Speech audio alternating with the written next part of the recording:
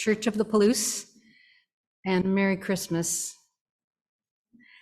I'm glad to see you all here for our Christmas Eve candlelight service. My name is Rebecca Rod, and I will serve as the celebrant tonight. A few weeks ago, Elizabeth and I planned together that she asked me if I would be her celebrant with her for the service, since Teresa and I were coming home from our snowbird thing to San Diego. And I said, oh yeah, sure. And then maybe a week or so later, she called and she said, how would you feel about doing the service yourself? Because my surgery has been moved to December 21st. And she had foot surgery just the other day. So I said, okay. And I have been a member of this church since 1992. My wife, Teresa, and I found this home that year. We were married in this church in 1996. I have served on a number of the committees in church, the board, the music committee, the worship committee, I don't know what other committees, sung in the choir and done various things. And I have also been given the privilege a number of times to plan services and give services from up here. So I'm a little bit familiar with it. And not that I'm not nervous, but anyway, I welcome everybody who has come tonight, no matter how you came here, no matter what brought you here. I hope you came here for a little bit of quiet and peace and candlelight and community with each other, because these times can be kind of stressful, even though, we're all together. And tonight is for me about coming home, because I've missed being home for a couple of Christmases and with my family. And I have deep roots about Christmas because I grew up Lutheran. I went to a Lutheran school. And so a lot of that was really deep in me. And it's really a pleasure to be able to do this tonight, talk about coming home and remembrance and different things about Christmas. I did have a friend contact me and say, hey, would it be kosher for me to bring my friend here and to your church tonight? And I said, absolutely, everybody is welcome here. And we'll have some secular-ish readings and some sacred readings and kind of a mixed bag, but everybody is welcome here tonight, though our purpose is to have a Christmas Eve service. So it's about Christmas and caroling. And now we will light the chalice, which we do at the beginning of all our services. We hope that folks that are at home will join us if they have a chalice and light theirs. And we will say the words of our chalice affirmation together. In the light of truth and the warmth of love, we gather to seek and seek to share. And you can stand if you like.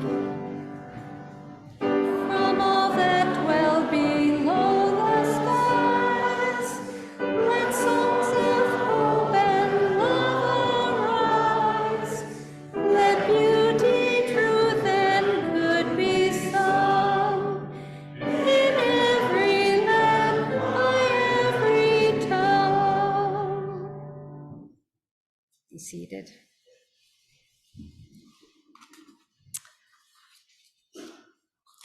Holy and beautiful the custom which brings us together tonight to share our joy and celebrate in word and song, to remember our loved ones in absence, to be opened, to be enlightened, and to be strengthened, and also to be reminded that the worship of ages, the cathedral of history, breathes through this gathering.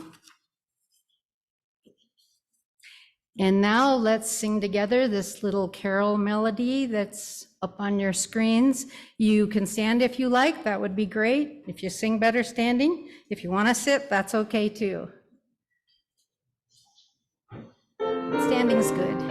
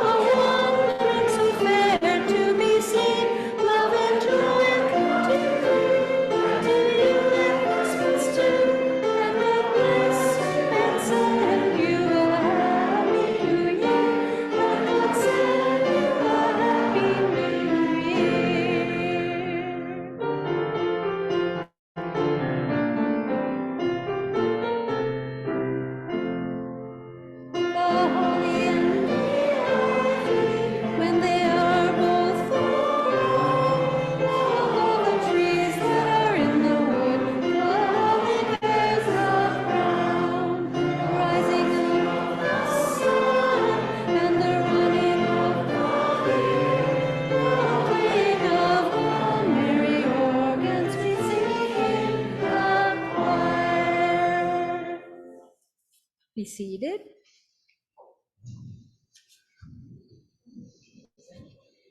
This is a poem from long ago about remembering going caroling. I had almost forgotten the singing in the streets. Snow piled up by the houses, drifting underneath the door into the warm room. Firelight, lamplight, the little cat dreaming in soft sleep on the hearth, mother dozing. Waiting for Christmas to come, the boys and me trudging over the blanket fields, waving lanterns to the sky. I had almost forgotten the smell, the feel of it all, coming back home.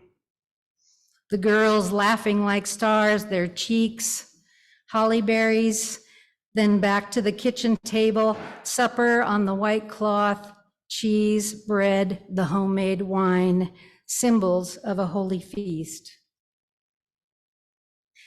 And I wonder now, years gone by, mother gone, the boys and girls scattered, drifted away with the snowflakes, lamplight done, firelight over. I wonder if the sounds of our singing in the streets are still there, those old tunes singing. And now, a lifetime of Decembers away from it all, a branch of remembering the holly spears my cheek, and I think it may be so. Yes, I believe it may be so. Now let's join in singing Angels We Have Heard on High, verses 1 and 3.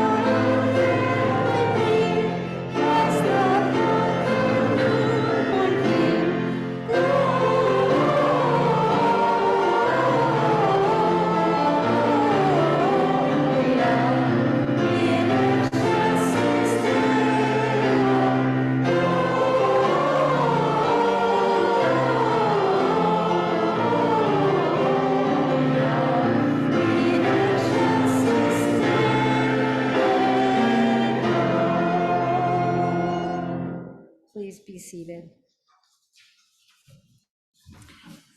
And now I'm inviting my friend Debbie McLaughlin to come forward and read a poem called The Innkeeper's Wife by Clive Sansom. And the poem is in the voice of the innkeeper's wife.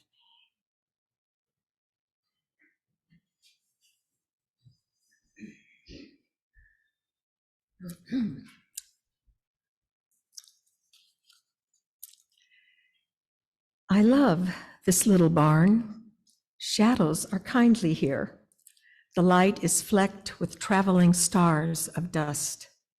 So quiet it seems after the inn clamor, scraping of fiddles and the stamping feet.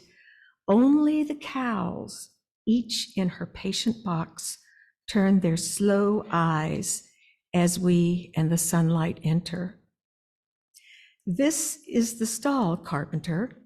You see, it's too far gone for patching and repatching.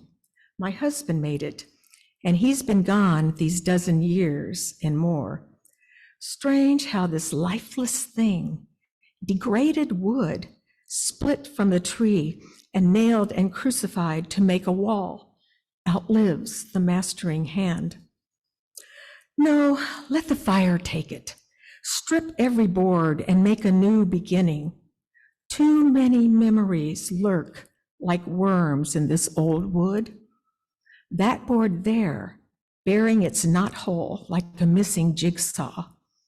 I remember another hand along its rim. No, not my husband's. And why I should remember, I cannot say. It was a night in winter. Our house was full, tight packed as salted herrings, so full we had to hold our breaths to close the door and shut the night air out. And then 2 travelers came. They stood outside across the threshold, half in the ring of light and half beyond it. I would have let them in despite the crowding. The woman was past her time. But I'd no mind to argue with my husband, the flagon in my hand and half the inn still clamoring for wine. But when the trade slackened and all our guests had sung themselves to bed or told the floor their troubles, I came out here where he had lodged them.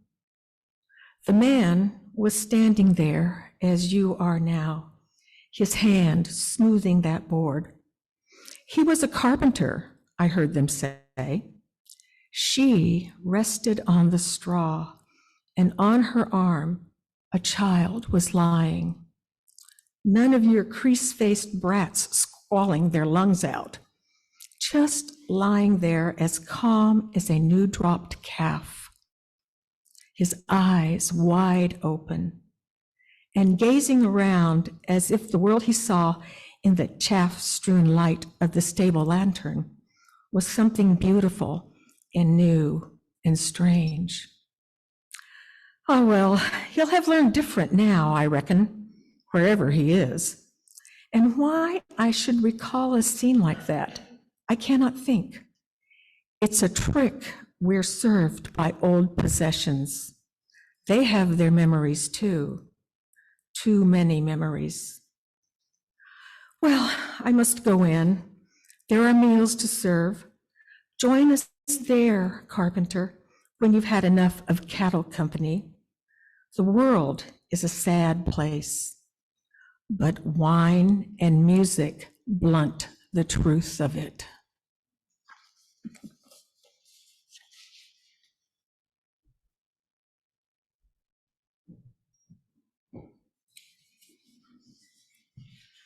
And now the choir comes forward.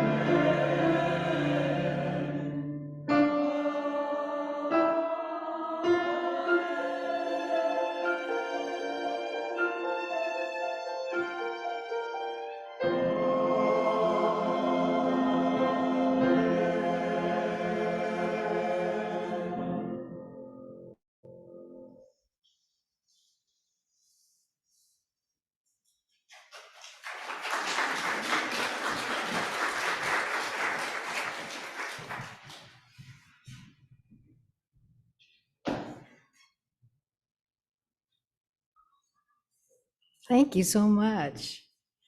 That's a new piece for you all and written by a Norwegian composer, I understand.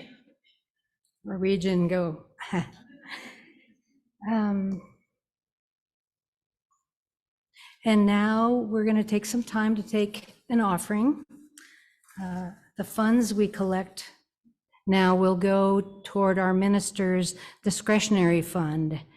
And this is money that's used to help members of this congregation with emergency financial needs sometimes.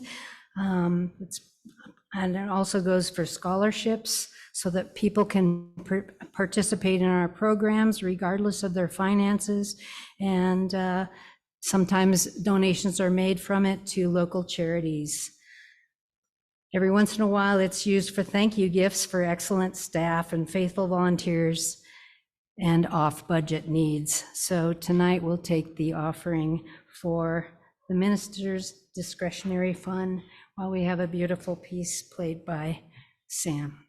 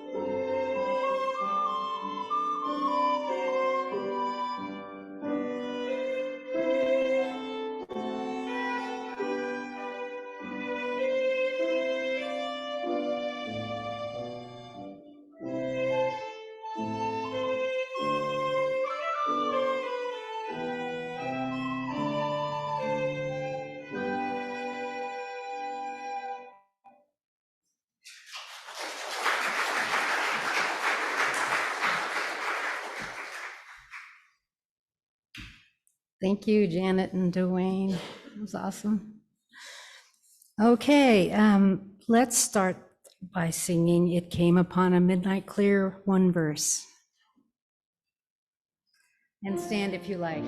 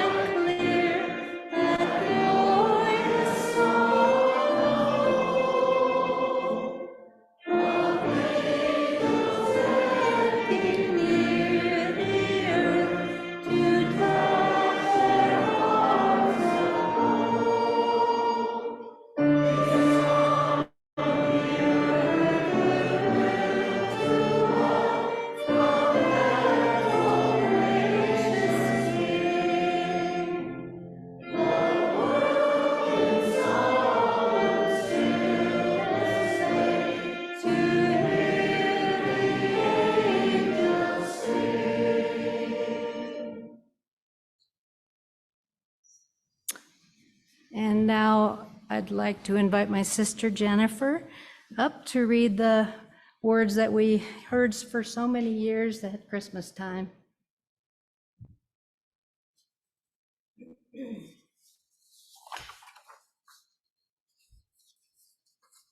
This is the story of the birth of Jesus as told in Luke 2, verses 1 through 20. And it came to pass in those days that there went out a decree from Caesar Augustus that all the world should be taxed. And all went to be taxed, every one into his own city. And Joseph also went up from Galilee, out of the city of Nazareth into Judea, to the city of David, which is called Bethlehem, because he was of the house and lineage of David, to be taxed with Mary, his espoused wife, being great with child. And so it was that, while they were there, the days were accomplished that she should be delivered. And she brought forth her firstborn son, and wrapped him in swaddling clothes, and laid him in a manger, because there was no room for them in the inn. And there was in the same country shepherds abiding in the field, keeping watch over their flock by night. And lo, the angel of the Lord came upon them, and the glory of the Lord shone about them, and they were sore afraid. And the angel said unto them, Fear not, for behold, I bring to you good tidings of great joy, which shall be to all people. For unto you is born this day in the city of David a Savior, which is Christ the Lord. And this shall be a sign unto you. Ye shall find the babe wrapped in swaddling clothes, lying in a manger. And suddenly there was with the angel a multitude of the heavenly host, praising God and saying, Glory to God in the highest, and on earth peace, goodwill to men. And it came to pass, as the angels were gone away from them into heaven, the shepherds said to one another, Let us now go even unto Bethlehem, and see this thing which is come to pass, which the Lord hath made known unto us. And they came with haste, and found Mary and Joseph, and the babe lying in the manger.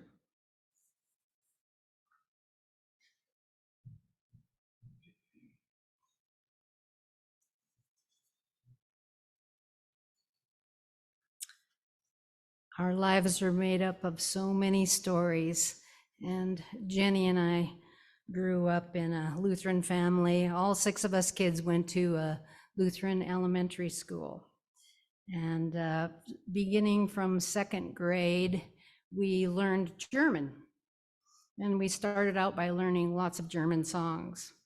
The town that we grew up in for most of our lives, Waverly, Iowa, was kind of a German Lutheran town. And there's a Lutheran college there where I went to college as well. So we had a lot of this sort of steeped into our brains as young children, and a lot of the caroling, and it still has a certain kind of meaning, not so much in the way that there are stories that I have my current faith in, but there's something comforting about hearing these stories again. And I was just thinking about part of the theme tonight is caroling too, and we both of us sang in the children's choir, and we had a really good children's choir in that church, and we learned a lot of German carols. And we would go to the Bartles home, the old folks home there in town, and we would carol to them. And I can still remember so many of those songs, and I know Jenny can too. Kling, Glechen, klingelingeling, kling, Glechen, kling. Lass mich ein, ihr Kinder, ist so kalt der Winter. Öffnet mir die Türen, lass mich nicht erfrieren. So, oh my goodness, so many. But, you know, it was special to us, and it was special to us being in that choir. And one year, we didn't have enough money in the school to have, you know, store-bought robes, but they got a bunch of the mothers in church to make robe things out of, they made us these white tops, and they were always ironed and starched, and some red skirts and big red bows. And we would, you know, come to church, and we'd, you know, all be up front, or we'd process down the aisles like, so it was a lot of kind of nervousness and fun, and just a lot of kind of heritage and stuff to grow up with. So tonight I want to share a story with you that was written by the children's author, Beverly Cleary. And some of you may have grown up with her stories about Ramona and her sister Beezus and their family. And this is a fun story that's also touching, and seemed like it would be a good thing to share tonight about traditions and that sort of thing.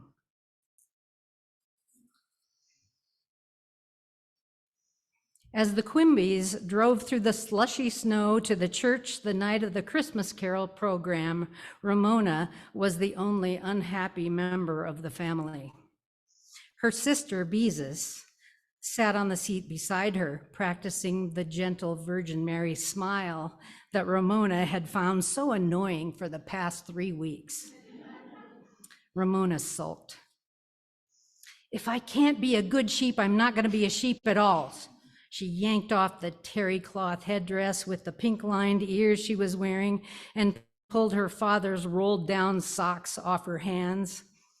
Ramona was usually good at pretending, but her faded flannel pajamas with the lumpy terry cloth tail sewn into them did not make a convincing sheep costume, no matter what her family said.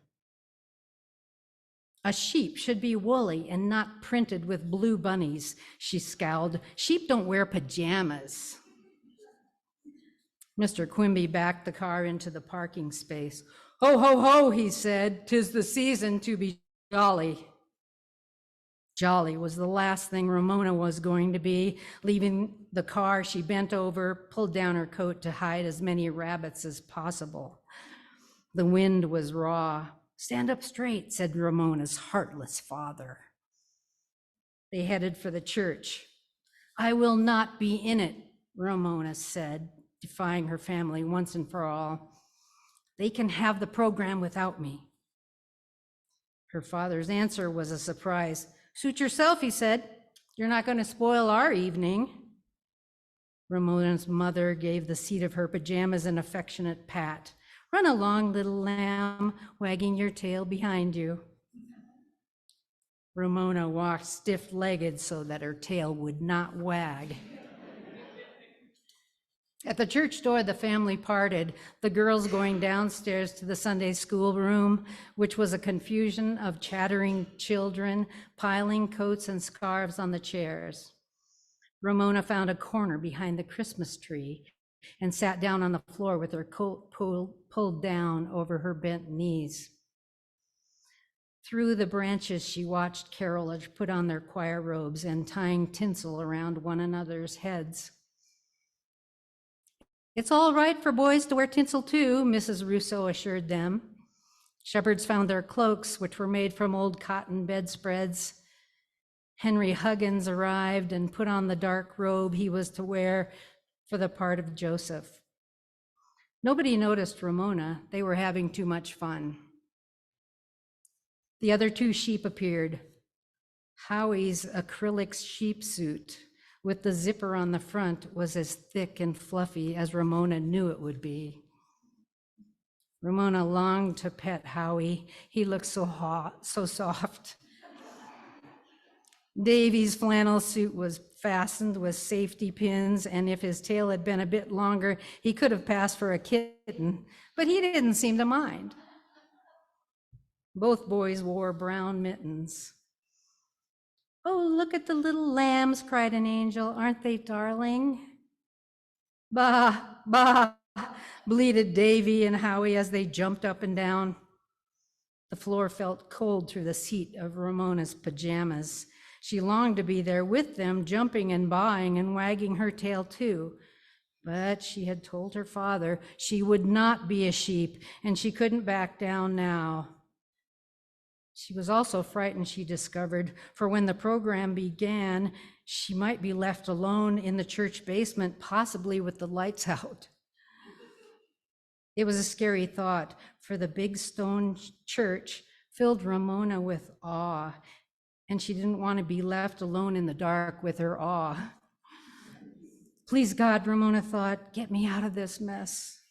Why didn't some grown-up come along and make her join the other sheep?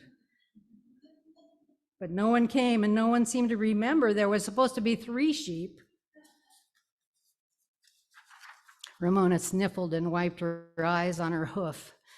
And as she did, she noticed 3 big girls, so tall they were probably in the 8th grade, putting on robes made from better bedspreads than the shepherd's robes. That's funny, she thought. Nothing she had ever learned in Sunday school told her anything about girls in long robes in the nativity scene. Could they be Jesus' aunts? One of the girls began to dab canned cream from a little jar on her face and to smear it around, while another girl held up a pocket mirror.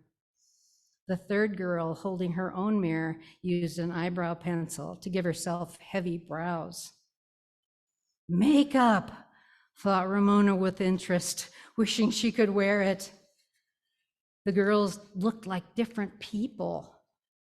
Ramona got to her knees and peered over the lower branches of the Christmas tree for a better view. One of the girls noticed her. "Hi there," she said. "Why are you hiding back there? Aren't you supposed to be in the program?" "I was supposed to be a sheep, but I changed my mind," said Ramona, coming out from behind the tree. She pulled out her sheep headdress and put it on. "Oh, isn't that adorable?" said one of the girls. Ramona had never been called adorable before. She smiled and felt a little more lovable. "We're the 3 wise persons," the girl added. "The boys backed out at the last minute, and Mrs. Rousseau said women are wise too, so she asked us to be the 3 wise persons." This idea seemed like a good one to Ramona, who wished she could hide behind makeup so nobody would know who she was. "Sheeps have black noses," she hinted. "Maybe I could have a black nose?" "We could make your nose look black," said the girl with the blackest eyebrows.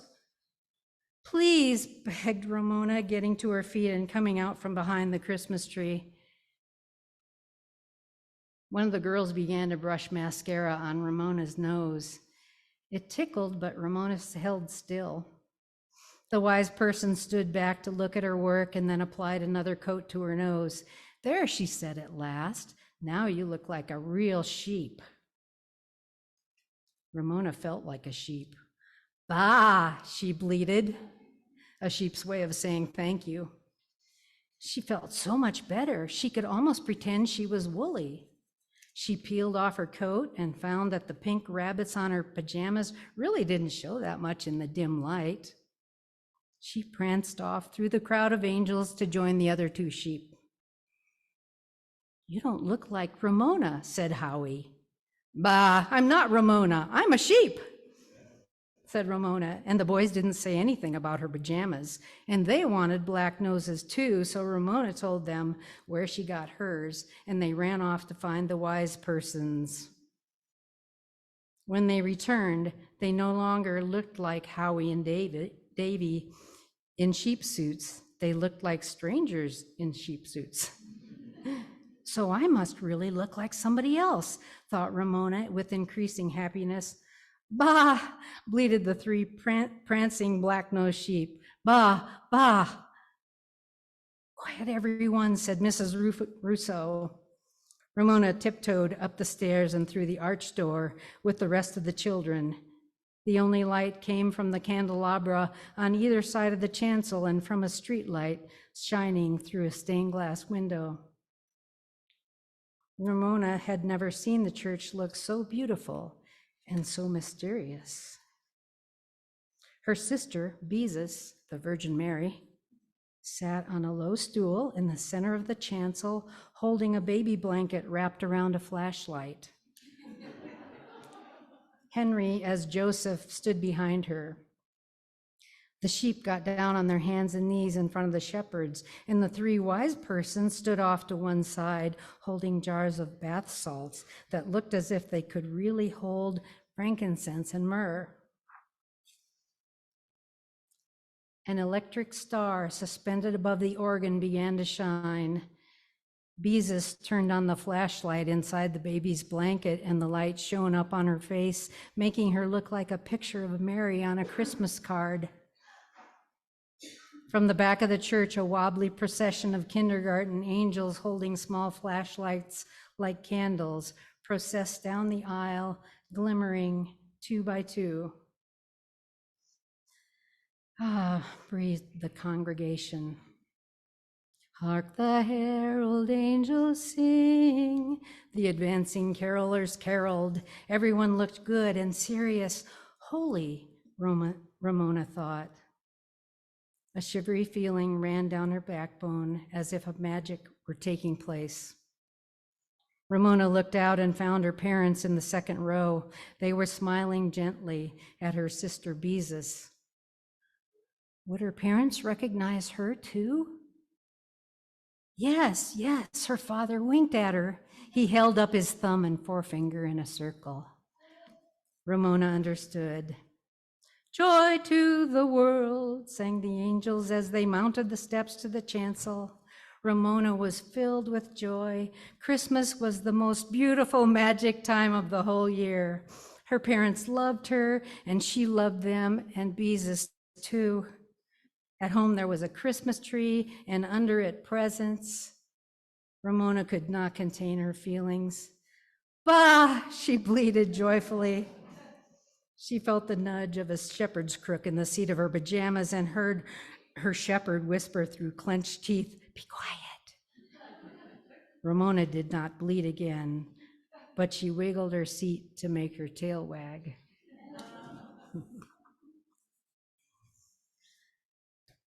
Well, now let's sing Joy to the World, just one verse. And you may stand.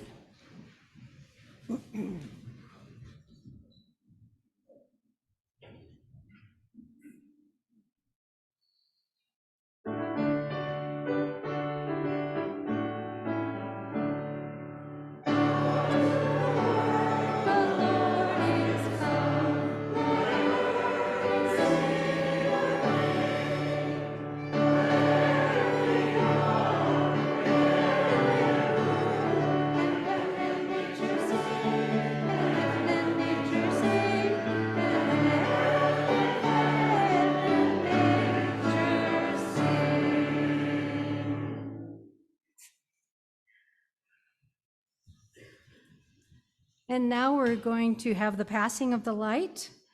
We'll be lighting the candles and passing it row to row between each other. Can I have some people helping? Okay, great.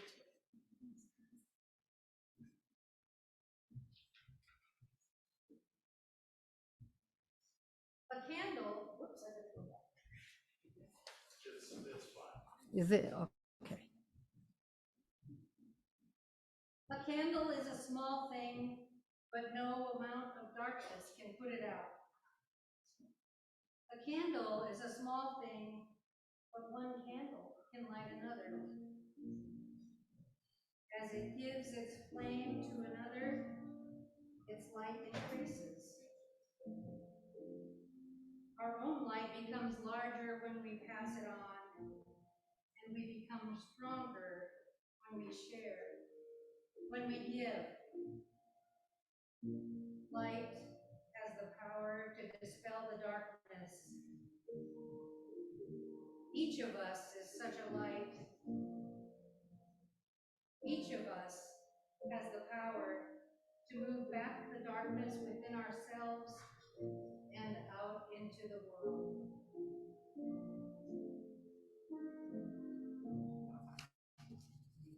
Let's sing Silent Night.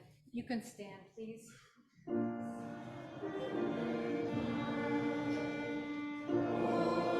Holy night, all is wrong, all is bright, round young virgin, mother and child. Holy is the so tender and mild.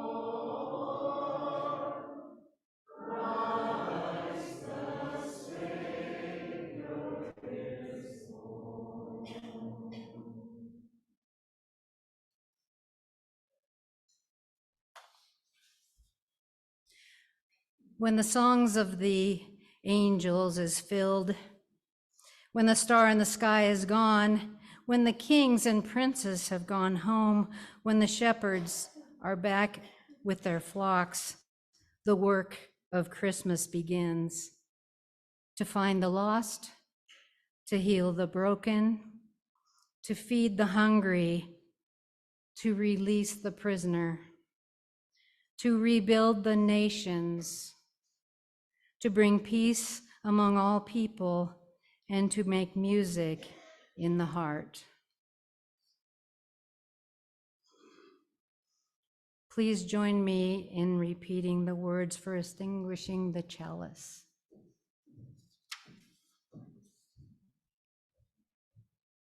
We extinguish this chalice that it might flow gently in our hearts. May it light our path as we leave this place. May it guide our way until we are together again. Thank you so much for coming. Merry Christmas, happy holidays, and blessed be.